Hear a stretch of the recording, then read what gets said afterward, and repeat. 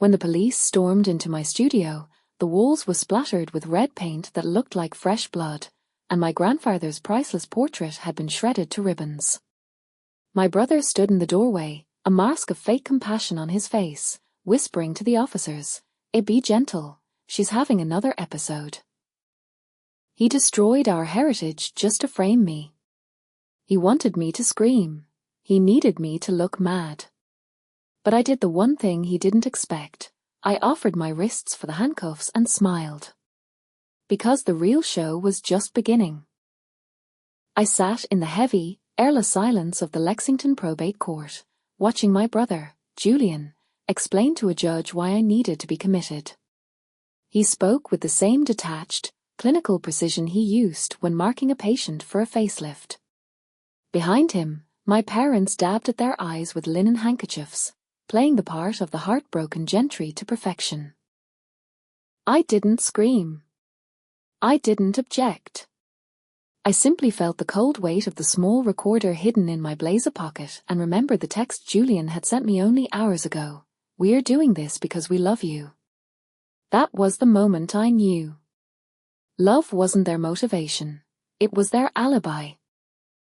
To understand why I sat there in total silence, letting them paint me as a woman lost to madness, you have to go back 3 months to the reading of my grandfather's will. That was the day the polished veneer of the Sterling family finally cracked, revealing the rot beneath. We were gathered in the library of the main estate, a room that smelled of old leather, wood smoke, and generational secrets. My grandfather, a man who had spent his life collecting beauty to balance out the ugliness of his own kin, had left a testament that shocked everyone but me. He left the entire Kentucky estate, valued at $20 million, along with his private art collection, solely to me. Isabel, the quiet one, the one who lived in the renovated stone barn and always smelled of linseed oil and turpentine. Julian didn't inherit a dime. Neither did my parents. The explosion wasn't immediate. It was a slow, suffocating increase in pressure. You see, Julian was the golden child. In my parents' eyes, he was the sun around which our entire universe revolved. He was the brilliant surgeon, the charmer, the legacy. I was just the orbit, existing only to reflect his light or absorb his darkness. But grandfather saw the truth. He knew Julian wasn't a success. He was a black hole. He knew about the gambling debts Julian tried to pass off as bad luck in the markets. He knew that if he left the estate to Julian, it would be liquidated within a week to pay off bookies in Atlantic City. The moment the lawyer left, the performance began. My mother, Eleanor, dried her eyes instantly. She looked at me not with pride, but with a terrifying, predatory intensity. She told me that Julian was in trouble. She said he owed money to dangerous people and that we had to sell the estate immediately to save him. She called it protecting the family name. I looked at them sitting there on the velvet sofas, and I finally saw the invisible chain that had bound me since childhood. It is a strange and painful thing to realize you were never really a daughter. You were utility. I was the scapegoat, the vessel they poured their shame into so they could remain pristine. When Julian failed a test, it was because I had distracted him. When he crashed his car, it was because I had upset him.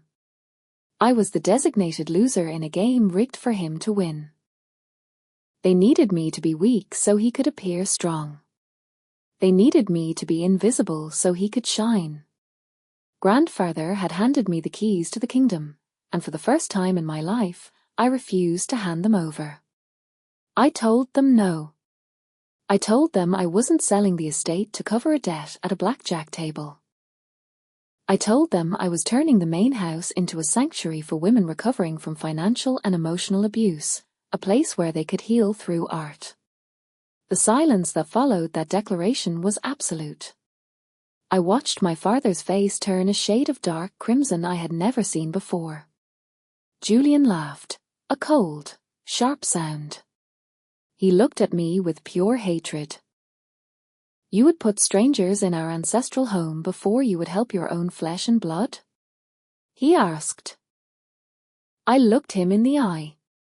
Yes, because those strangers deserve a safe harbor. You deserve a consequence. That was the moment the war started. I didn't know it then, but by refusing to play my role, by refusing to be the obedient scapegoat who sets herself on fire to keep the golden child warm, I had become something far worse in their eyes. I had become the enemy. As I walked out of the library that day, leaving them to their panic and their rage, I knew they wouldn't just let me keep the house. They would come for me. I just didn't realize how dirty they were willing to fight until I found the knife in my studio. 3 days later, I walked into the old stone barn that had been my sanctuary since I was 18. The air usually smelled of cedar and oil, a scent that grounded me. That afternoon, it smelled of something sharp and metallic, like wet iron. I saw the easel first. It had been kicked over. And then I saw the canvas. It was the portrait of my grandfather I had been restoring for months. It wasn't just damaged, it had been executed. The canvas had been slashed repeatedly from top to bottom, the fabric hanging in ribbons like flayed skin. A jar of crimson paint had been hurled against it, splattering the floor and the walls, creating a gruesome, violent tableau that looked terrifyingly like a crime scene. I stood there, my keys digging into my palm, unable to breathe. This wasn't just vandalism. This was a message. This was a promise. Oh, Isabel, a voice said from the shadows. Look what you've done. Julian stepped out from the corner of the room. He was wearing his white lab coat, impeccable as always, his face arranged in a mask of tragic concern. But his eyes were dead. I tried to tell Mom and Dad you were spiraling, he said, shaking his head. But they didn't want to believe it. A violent outburst, destruction of property. It's a textbook manic episode.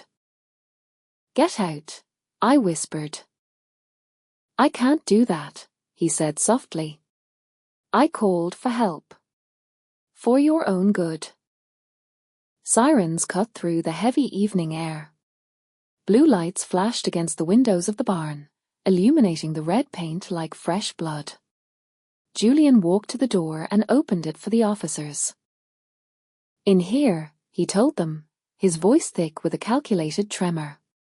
Please, be gentle. She's not herself. She's been off her medication for weeks. 2 officers entered, hands resting on their belts. They looked at the destroyed room, the red paint splattered across the walls, and then at me. I stood there trembling, looking for all the world like a woman who had finally snapped. Julian was the respected surgeon, a pillar of the Lexington community. I was the reclusive artist living in a barn. The narrative wrote itself. One officer said, stepping toward me. We need you to come with us. He did this. I wanted to scream. He cut the painting. His lying. The scream built in my chest, hot and desperate. I wanted to tear at them, to force them to see the truth. But then a cold clarity washed over me. This was the trap. This was the sanity defense. I realized in that split second that if I screamed, I proved him right. If I fought, I was the violent, unstable sister he needed me to be. To a stranger, a woman shrieking that her doctor brother is framing her sounds exactly like a paranoid delusion. Julian was counting on my rage. He was banking on me losing control so he could take it. So, I did the one thing he didn't expect. I went grey. I became a stone. I locked my jaw, swallowed the scream, and let my face go completely blank. I didn't argue. I didn't cry. I didn't point a shaking finger at my brother. When the officer reached for my arm, I turned around and offered my wrists. I saw Julian's smile falter. He wanted a show. He wanted a scene he could describe in court later. I gave him nothing but silence. They put me in the back of the cruiser. I watched through the wire mesh as Julian stood in the driveway, looking practiced in his disappointment. He picked up his phone, likely to call our parents and deliver the tragic news that their daughter had finally broken. The next 72 hours were a study in endurance. A psychiatric hold is designed to break you, to strip you of every ounce of agency. They took my shoelaces. They took my phone. They put me in a room with fluorescent lights that buzzed like a nest of angry hornets. Doctors came in to evaluate me, asking questions about voices I didn't hear and shadows I didn't see. I answered them calmly, succinctly. I ate the terrible food. I sat on the cot and meditated. I treated the cell not as a cage, but as a waiting room, because I knew something Julian didn't. I knew that silence wasn't surrender. It was strategy. Every hour I spent in that room without cracking was another crack in his story. Morgan got me out.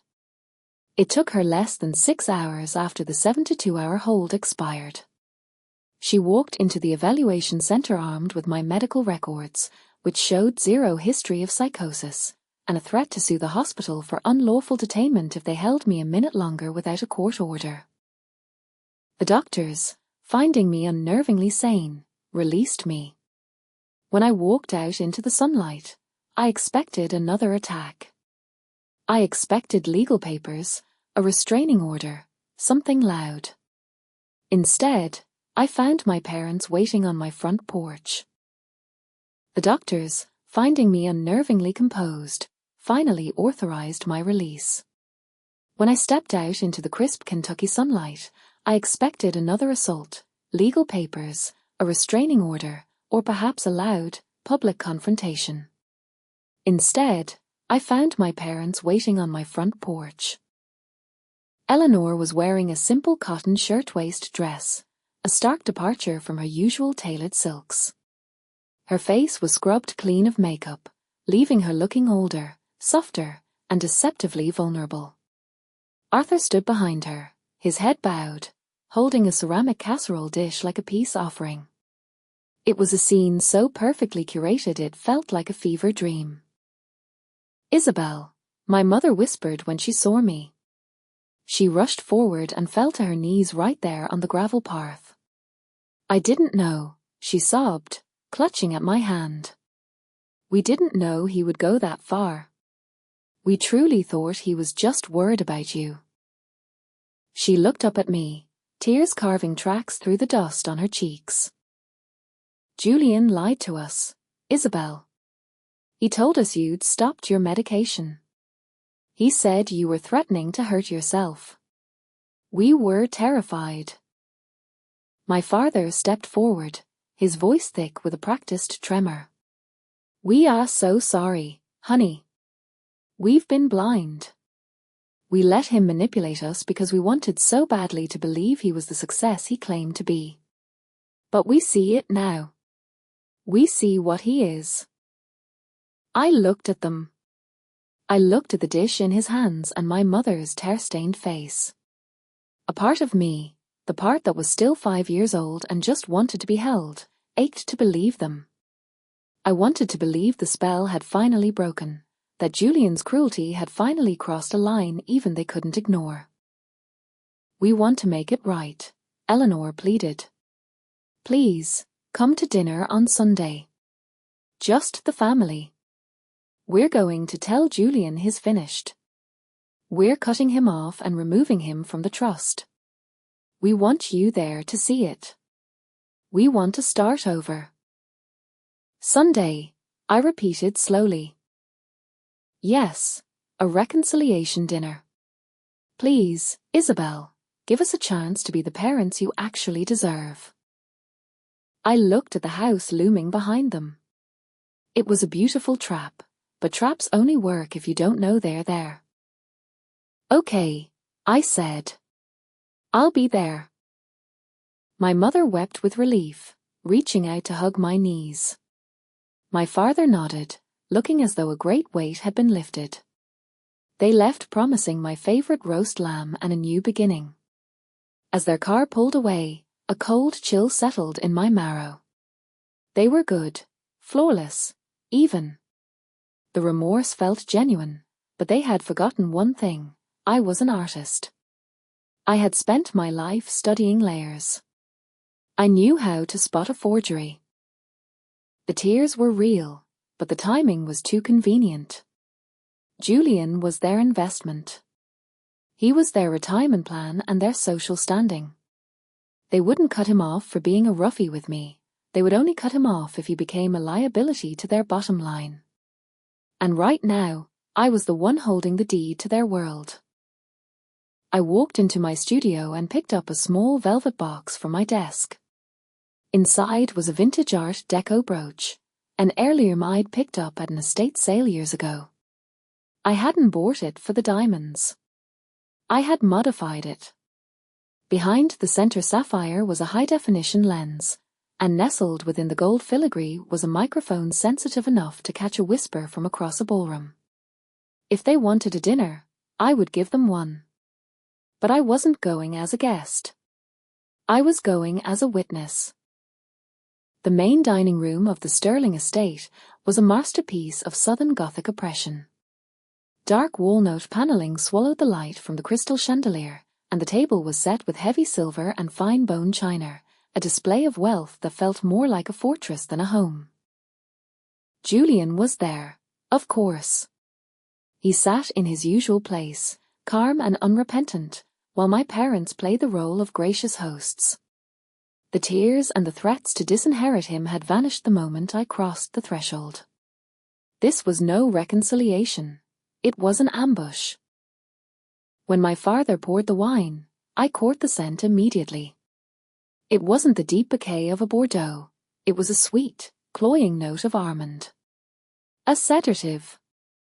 They weren't trying to fix the family. They were trying to erase the problem. I pretended to drink, coughing into my silk napkin to dispose of the liquid, and then I waited. Minutes later, I began to slur my words and let my body go slack against the mahogany chair. Thinking me unconscious, they began to speak openly. They discussed the dosage, the notary waiting in the study, and the plan to force my thumbprint onto a power of attorney document that would declare me mentally unfit. I sat there, fully conscious, as the camera on my chest recorded every word of their conspiracy. In court the following morning, Julian testified flawlessly, painting a picture of my deteriorating mental state. My parents supported him with a display of practiced grief. The judge was moments away from granting the conservatorship when Morgan stood up and submitted one final exhibit. The video played.